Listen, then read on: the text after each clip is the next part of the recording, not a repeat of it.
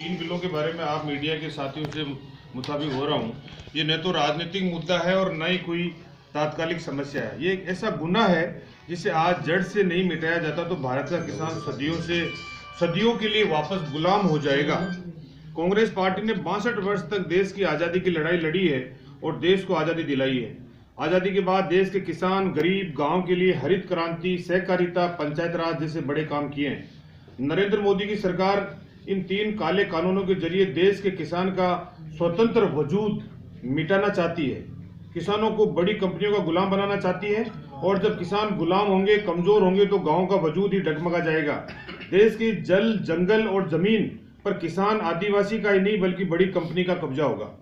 इसलिए इस देश के किसान गांव के खिलाफ साजिश है और मेरा आरोप है कि नरेंद्र मोदी बड़ी कंपनियों के मुनीम बनकर, उनके दलाल बनकर किसानों का गला घोट रहे हैं। इसके लिए उन्हें भगवान राम कभी भी माफ नहीं करेंगे। मीडिया के मित्रों, ये एक बहुत संवेदनशील मुद्दा है, इसलिए मैं कुछ विस्तार से आपके सामने कुछ बिंदु उठाना चाह रहा हूं। मेरा प्रश्न है, क्या भाजपा भारत के किसान को अन्नदाता मानती है? यदि भाजपा की नजर में किसान अन्नदाता है तो 1 महीने से ज्यादा हजारों किसान कड़ाके की ठंड में दिल्ली के चारों तरफ बैठे हैं। कई किसानों की मौत हो गई है। इसके बावजूद भी भाजपा की केंद्र सरकार इतनी संवेदनहीन क्यों है? किसान बिलों को लेकर इतनी हठधर्मिता क्यों है? वह इसलिए है क्योंकि नरेंद्र मोदी एक कठपुतली प्रधानमंत्री है। इन कठपुतली प्रधानमंत्री की डोर उन कंपनियों के आकाओं के हाथ में है जिन्होंने मोदी जी को चंदा देकर प्रधानमंत्री की कुर्सी पर 2 बार बिठाया है।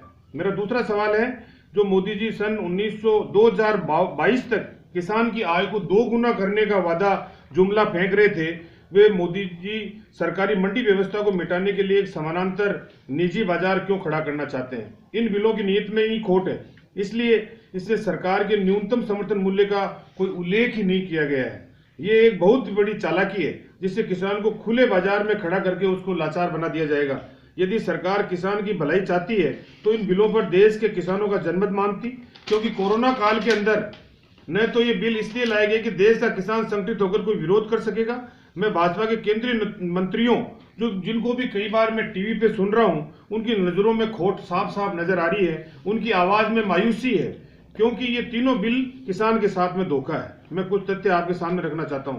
किसान उत्पाद व्यापार वाणिज्य कानून 2020 कहता है कि किसान अपनी उपज एमएसपी एक्ट के बाहर यानी खुले बाजार में भी बेच सकते हैं। इसका अर्थ यह है कि कोई नया खरीदार आएगा तो पहले किसान को अपने जाल में फंसाएगा और फिर सरकारी मंडी व्यवस्था को तहस नहस कर देगा और उसके बाद किसान को अपने इशारे पर नचाएगा। इसी वजह से एमएसपी पर खरीद मूल्य का बिल में कहीं पर भी 1% भी जिक्र नहीं है। दूसरा, कीमत आश्वासन और कृषि सेवा कानून 2020 अनुबंध वाली खेती को बढ़ावा देता है। ये खेती में बड़े खिलाड़ियों की ठेका प्रथा का आमंत्रण है और देश के करोड़ों किसानों के लिए आत्मघाती है। भारत एक कृषि प्रधान देश है।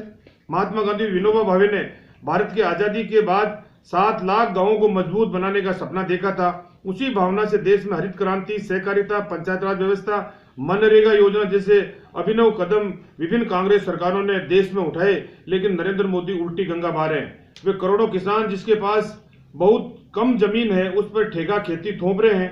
कर्ज में डूबा किसान ठेका खेती के दबाव को सहन नहीं कर पाएगा, वह अपने खुद के खेत में बेगाना और बंधुआ मजदूर बनकर रह जाएगा। कुछ इसी साल के अंदर पुश्तैनी जमीन बड़ी कंपनियां हथिया लेगी। भारत में 67% किसान की जोत का आकार 1 हेक्टेयर से कम है, जबकि 18% के पास 1 से 2 हेक्टेयर जमीन है। अर्थात भारत के 85% किसान जो है सीमांत और छोटे किसान हैं। हम उन 85% किसानों के वजूद को बचाने की लड़ाई कांग्रेस पार्टी लड़ रही है। ये जमीन हड़पने का कुचक्र है। इसकी वजह से बड़ी कंपनियां खेती में घुसने को लालायित है। ये कंपनियां पहले ठेका प्रथा ला देगी, फिर किसान का खेत कुछ साल में बंजर बना देगी, क्योंकि इरादा खेती का नहीं है, किसान की जमीन पर कब्जा करने का इरादा है। यदि आप करें तो अंग्रेज इस देश में सिर झुकाकर एक व्यापारी बनने के लिए आए थे और देश को 100 साल तक उन्होंने गुलाम बनाए रखा। किसानों को फिर गुलाम बनाने की साजिश की जा रही है और ये शर्मनाक है कि मोदी सरकार ये साजिश रच रही है। किसान विवाद होने पर अदालत में अपना वाद दायर नहीं कर सकेगा, उसे एसडीएम के पास जाना होगा। ये मानसिकता प्राकृतिक न्याय के सिद्धांत के खिलाफ है। किसान किसी भी विवाद पर अदालत क्यों नहीं जा सकता? आवश्यक वस्तु अधिनियम 2020 जिसे अनाज दाल के भंडारण को नियंत्रण मुक्त कर दिया गया है, कालाबाजारी को मालामाल करेगा। ये सबसे खतरनाक बात है कि भारत में अनाज दाल आदि की जमाखोरी को प्रोत्साहन दिया जा रहा है। भारत के बड़े भूभाग को सूखा पड़ता है, बाढ़ आती है। जमाखोर कृत्रिम अन्न संकट पर आपदा में उत्पन्न करेंगे। बड़ी कंपनियों को इससे फायदा होगा, किसान को इससे क्या फायदा होगा, ये भाजपा का एक भी नेता बताने की स्थिति में नहीं है। इसलिए तीनों काले कानून केंद्र सरकार वापस ले, सरकारी मंडी तंत्र में सुधार करे, स्वामीनाथन कमेटी की सिफारिश लागू कर किसान को उपज का 1.5 गुना लाभ देना सुनिश्चित करें। देश भर के किसानों को हर स्तर पर कर्जा एक बार पूरी तरह माफ करें। मनरेगा योजना को मजबूत करें। कृषि को उद्योग का दर्जा प्रदान करें। देश भर में आधुनिक कृषि विश्वविद्यालय खड़े करें। डॉक्टर इंजीनियर की तरह कृषि वैज्ञानिकों की शिक्षा व्यवस्था और नौकरियों के अवसरों का प्रसार हो। आपने देखा कि टिड्डी हमले के आगे केंद्र सरकार लाचार हो गई। ये लचर तंत्र की वजह से हुआ, इसलिए कृषि तंत्र का आधुनिकीकरण हो। सरकार को ये काम करना चाहिए। देश के किसान को मजदूर बनाने की साजिश से किसान की कांग्रेस लड़ाई जो है हरदम इस लड़ाई के साथ के अंदर खड़ी रहेगी। आज कांग्रेस का स्थापना दिवस है और स्थापना दिवस के बाद के अंदर हम लोग अभी पहले मेड़ता और नागौर के अंदर 3 दिन तक हमारे सारे प्रभारी मिनिस्टर अपने अपने डिस्ट्रिक्ट में जहां पर भी जिम्मेदारी दी है वहां पर जा रहे हैं, बिलों का विरोध कर रहे हैं और किसानों को ये बात समझा रहे हैं, बता रहे हैं कि भाई किस प्रकार से हम लोगों को एकत्रित होकर जब कभी भी लड़ाई लड़ने की जरूरत पड़े, चाहे दिल्ली की सड़कों पर हो, चाहे हमारे उन किसानों के साथ में हो, चाहे हमें जेल भी जाना पड़ेगा तो कांग्रेस का कार्यकर्ता जेल भी जाने के लिए तैयार है। ये कांग्रेस के इन बिलों के विरोध के अंदर हम लोगों के बीच में अंदर किसानों से संवाद करने के लिए आज लोगों के बीच के अंदर उपस्थित है। दूसरा, कांग्रेस की कार्यकाल को 2 साल हुआ 17 तारीख को, और 2 साल पूरा होने के बाद के अंदर जिस प्रकार के अहम फैसले राजस्थान के लोकप्रिय मुख्यमंत्री अशोक गहलोत जी ने किसानों के हित के अंदर लिए हैं, किसान का बिजली का बिल 5 साल तक नहीं बढ़ाया जाना हो, बिजली का उत्पादन हो, किसान को अच्छी गुणवत्ता की बिजली 6 घंटे मिले, इस बात की बात हो, या कहीं पर भी जैसे इंदिरा गांधी नहर का पानी कांग्रेस के शासन में आया, बिशलपुर बांध का पानी कांग्रेस के शासन के अंदर आया, हमारे यहाँ पर कई कॉलेज खुले हैं, सरकारी कॉलेज भी खुली हैं, हमारे कोर्ट को जो है वो कर्मोन्नत किया गया है, हमारे और भी हॉस्पिटल खुले हैं, स्वास्थ्य केंद्र खुले हैं, और भी कई योजना जो है नागौर को बराबर बराबर मिलती रही है, वो भी एक उपलब्धियां हैं। और दूसरी जो है एक 8-9 महीने से जिस प्रकार कोविड की स्थिति है, मैं आप पत्रकार बंधुओं का भी बहुत आभार और बहुत धन्यवाद प्रकट करना चाहता हूं कि 25 तारीख को मुख्यमंत्री जी ने पत्रकार सम्मेलन रखा था अपने सीएम हाउस में, सब मीडिया के साथियों ने उसको सराहा।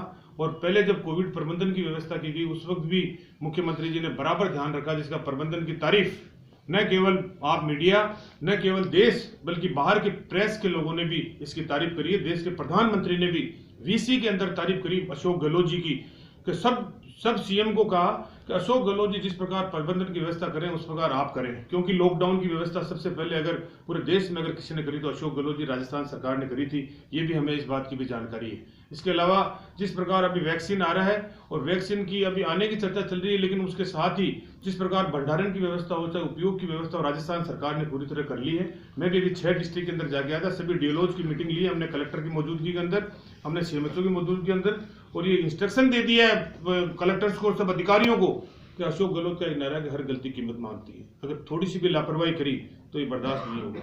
मजबूती के साथ के अंदर सब लोग इस पालना करने के लिए तैयार है। राजस्थान का हर वर्ग का व्यक्ति इस सरकार के इस कार्यकाल से बड़ा खुश है, बड़ा प्रसन्न है, और इस बात को लोगों के बीच के अंदर हम ले जाकर किसानों के काले बिल के विरोध के अंदर बीजेपी के और सरकार की उपलब्धियों के बारे में और स्थापना दिवस के रूप के अंदर हम लोग आज लोगों के बीच के अंदर आप लोगों के बीच में उपस्थित हैं। कोई भी पार्टी जब भी चुनाव लड़ती है अपना घोषणा पत्र लागू करती है। कांग्रेस ने देश में भी राज किया है, प्रदेश में भी राज किया है, कई स्टेट्स के अंदर कांग्रेस ने राज किया है। हमारे जो चाहे बड़े बड़े लीडर के नाम ले लो, चाहे इंदिरा गांधी जी नाम ले लो, राहुल गांधी जी, राजीव गांधी जी, जो आज जिन्होंने देश में आज वो शहीद हो गए देश के लिए, उन्होंने भी शासन किया है, उनका टाइम भी था। उसके बाद मनमोहन सिंह जी जो नरेगा योजना उसे मनमोहन सिंह जी के टाइम के अंदर लेके आए। कांग्रेस पार्टी ने जब भी घोषणा पत्र लागू किया हमेशा किसान की रीडिंग करिए, गांव और ढाणी के अंदर किसान क्या चाह रहा है, और बीजेपी ने जब भी किसान अपना घोषणा पत्र लागू किया है महल के कंगूरों पर बैठ के उसने अपना घोषणा पत्र तैयार किया है। उसी की बदौलत है कि 2 साल के अंदर 50% वादे जो है वो वादे पूरे हो गए। किसान का हक देख लो आप, 2000 करोड़ का कृषि कल्याण कोष इस मुख्यमंत्री जी ने इस शासन के अंदर लागू किया। बिजली किसान को 90 पैसे में दी जा रही है, 4 रुपए 10 पैसे अनुदान दे रही है कांग्रेस पार्टी किसान के लिए। कितना बिजली का मेगावाट पैदा हो रहा है कांग्रेस के लिए। तो किसान के हित की बात, किसान का कर्जा किसने माफ किया? देश में मनमोहन सिंह जी थे, 17,000 करोड़ का कर्जा उस वक्त किसान का माफ हुआ। आज राजस्थान के अंदर 10 दिन का वादा करके कहते राहुल गांधी जी ने कहा, मुख्यमंत्री जी ने 2 दिन के अंदर किसान का कर्जा माफ कर दिया। जब भी बजट घोषणा होती है किसान के जिक्र होता है, ये कांग्रेस के अंदर। बीजेपी तो किसान का गला काटने का काम करती है।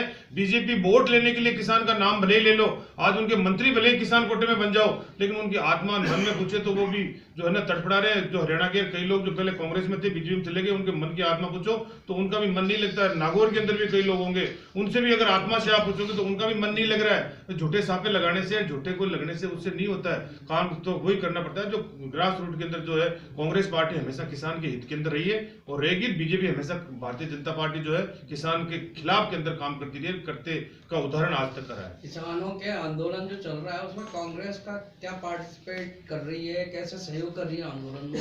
कांग्रेस पार्टी ने अभी मीटिंग बुलाई है, कांग्रेस के लोग भी वहां गए हैं।